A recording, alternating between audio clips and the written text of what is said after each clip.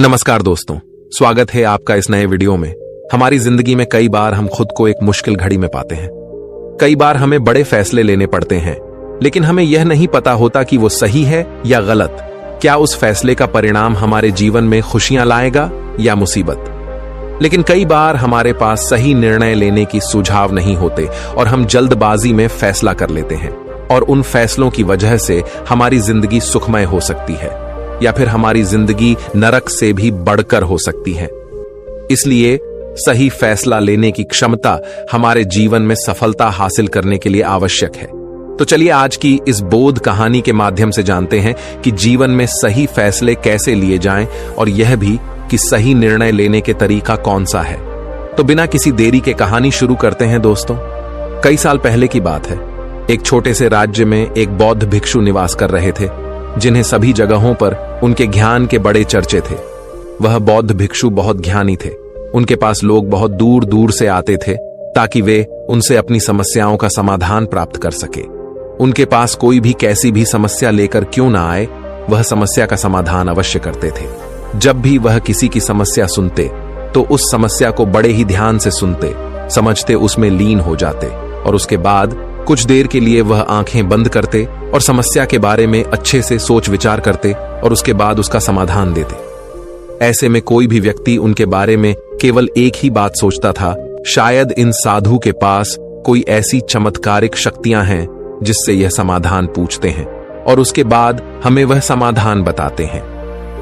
एक बार एक युवक ने उन महाराज से यह पूछ भी लिया, क्या आपके पास ऐसी कोई चमत्कारी शक्तियां हैं जिसके कारण आप हमारी समस्याओं का समाधान करते हैं, या आपके पास ऐसी कोई दिव्य दृष्टि है जिससे आप हमारी समस्याओं का समाधान खोज पाते हैं।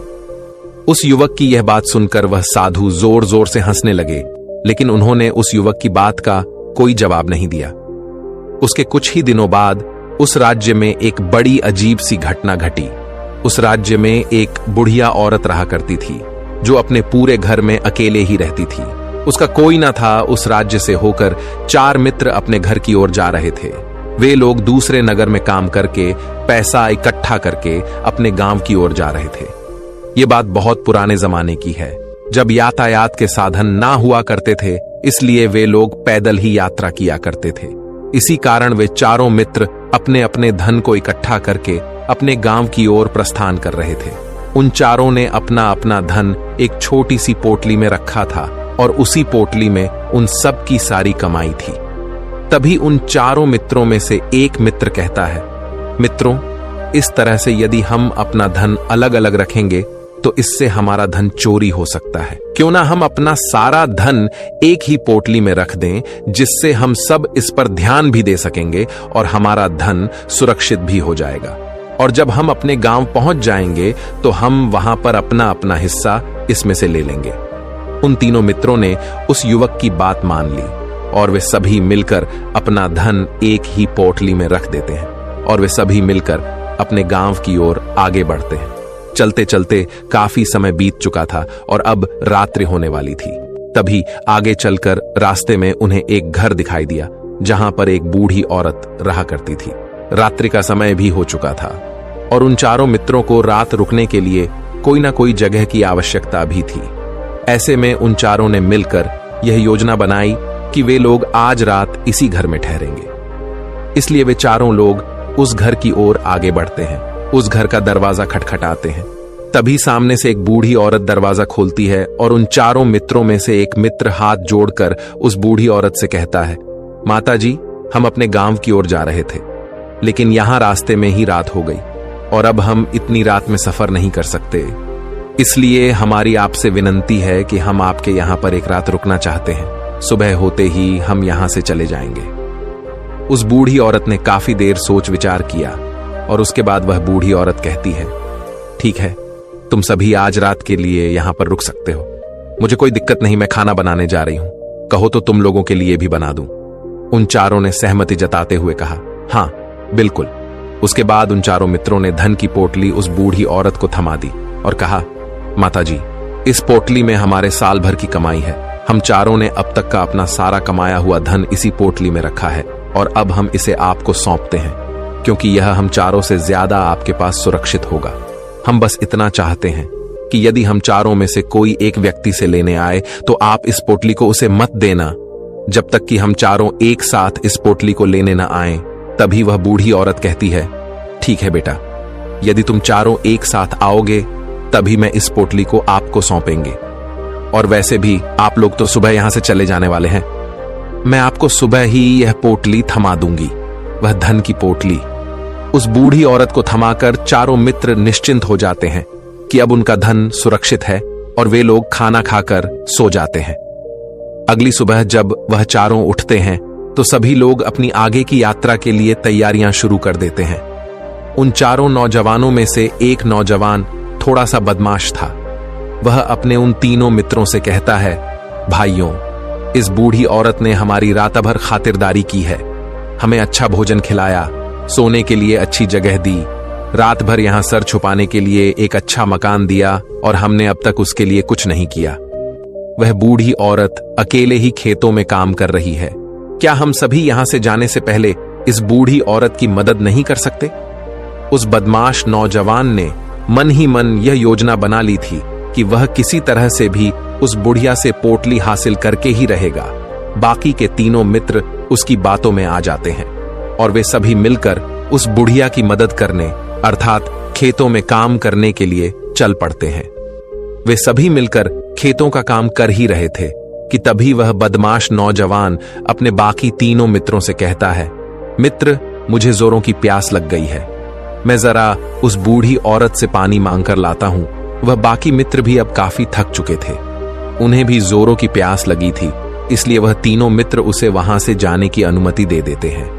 जैसे ही वह बदमाश उस बूढ़ी औरत के पास पहुंचता है, वह उस बूढ़ी औरत से कहता है, माता जी, अब हम यहां से जा रहे हैं, कृपया करके हमारे धन की पोटली हमें वापस दे दें। इस पर वह बूढ़ी औरत कहती है, नहीं नहीं, जब तक तुम चारों एक साथ ना हो तब तक मैं वह पोटली किसी को नहीं दे सकती। तुम्ही ने तो कहा था कि जब तक हम चारों एक साथ ना हो तब तक यह पोटली किसी को नहीं देनी है। तभी वह बदमाश उन तीनों की तरफ इशारा करते हुए कहता, हे लाओ। उन तीनों ने सोचा कि हमारा मित्र हमारे लिए पानी लाना चाहता है, इसलिए वह हमसे आज्ञा मांग रहा है। तभी उन तीनों मित्रों ने इशारे में उस युवक से कहा, हाँ हाँ ठीक है, ले आओ। ये देख, उस बुढ़िया को यह लगने लगा कि अब ये चारों यहां से जा रहे हैं और ये अपनी पोटली मांग रहे हैं, इसलिए उस बुढ़िया ने वह कोठलाकर उस बदमाश के हाथों में रख दी और वह बदमाश उस पोटली को लेकर वहां से चला गया और बाकी के तीनों मित्र अपने खेत के काम में व्यस्त हो जाते हैं। कुछ देर के बाद जब वह तीनों खेत का काम करके वापस लौटते हैं और बुढ़िया से कहते हैं, माता जी, हमारा मित्र जो यहां पानी पीने आया था वह कहाँ गया?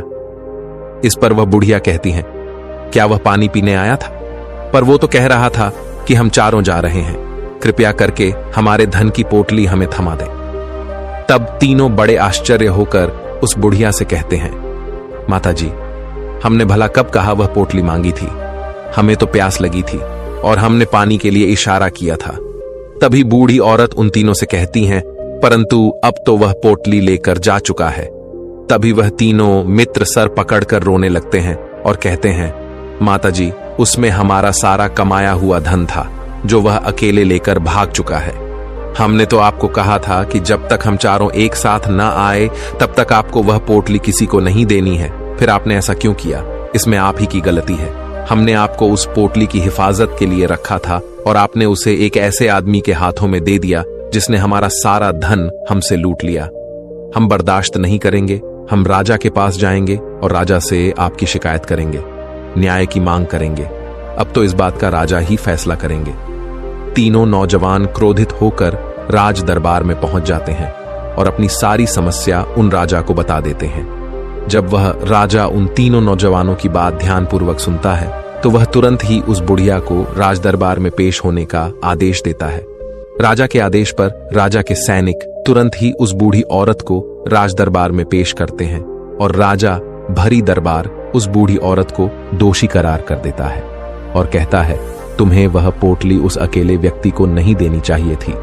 जब उन्होंने तुमसे कहा था कि जब तक वह चारों एक साथ उस पोटली को लेने ना आए तब तक तुम्हें वह धन किसी को नहीं देना चाहिए था।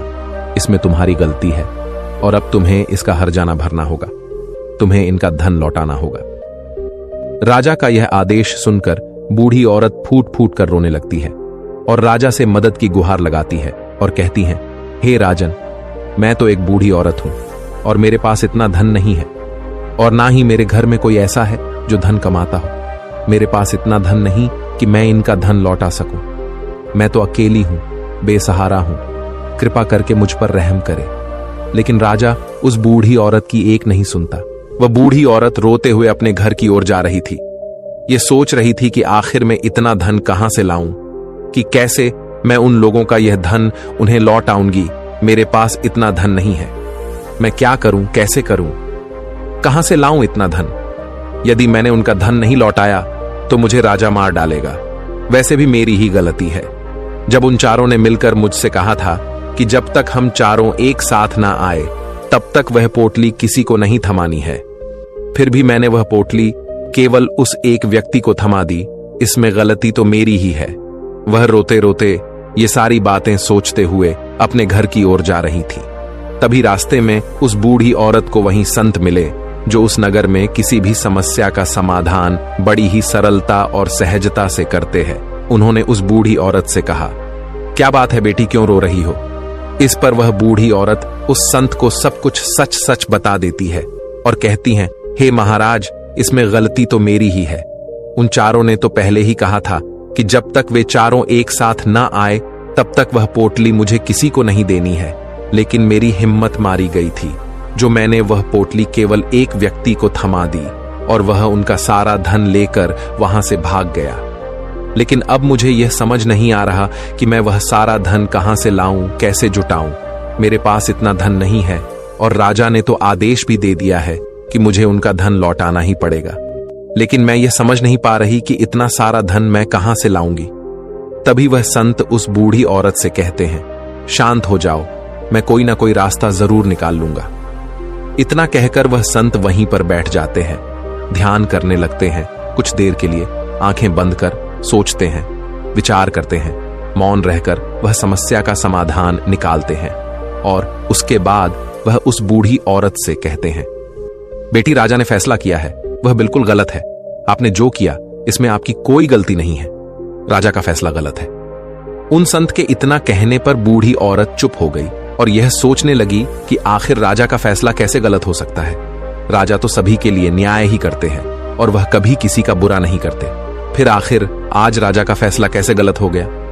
उन संत और उस बुढ़िया की बात आसपास के खड़े लोग सभी लोग सुन रहे थे और वे लोग भी बड़े अचरज में थे, क्योंकि राजा का फैसला कैसे गलत हो सकता है।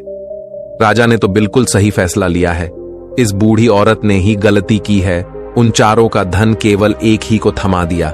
ऐसे में इस बुढ़िया को उनका धन तो लौटाना ही चाहिए। राजा ने गलत फैसला कहा किया है। तभी वह संत उस बूढ़ी औरत से कहते हैं, जाओ और राज दरबार में कह दो कि हे राजन, आपका फैसला गलत है और सही क्या है, गलत क्या है, इसका फैसला मैं करूंगा।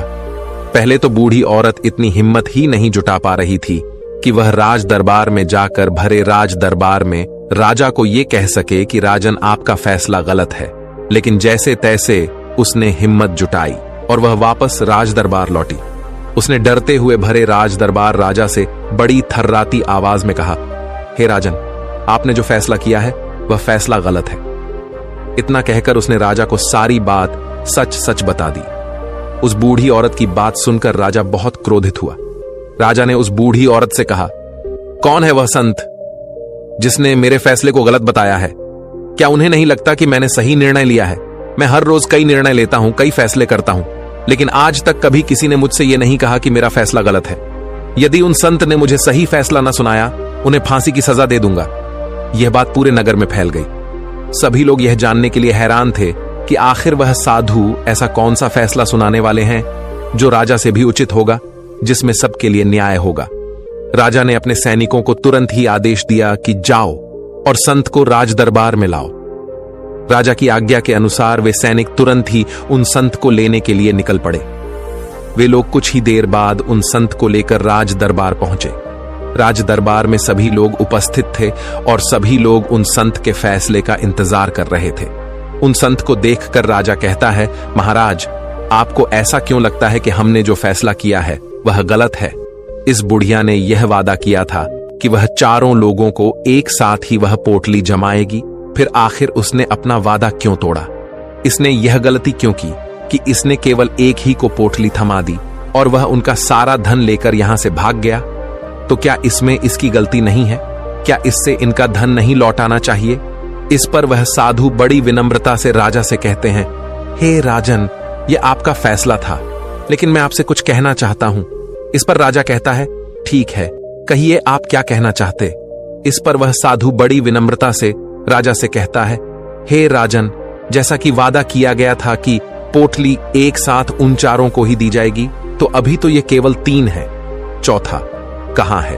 तो इनसे कहिए कि ये लोग यहां से वापस जाएं और अपने उस चौथे मित्र को यहां लेकर आए, तभी इनका धन वापस किया जाएगा। और वादा भी ऐसा ही किया गया था कि जब तक चारों लोग एक साथ ना हो तब तक उनका धन उन्हें नहीं लौटाया जाएगा।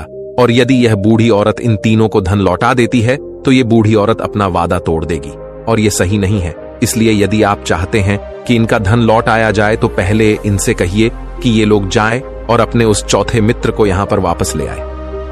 उस राजदरबार में हर कोई इस बात को सुनकर बहुत खुश हुआ।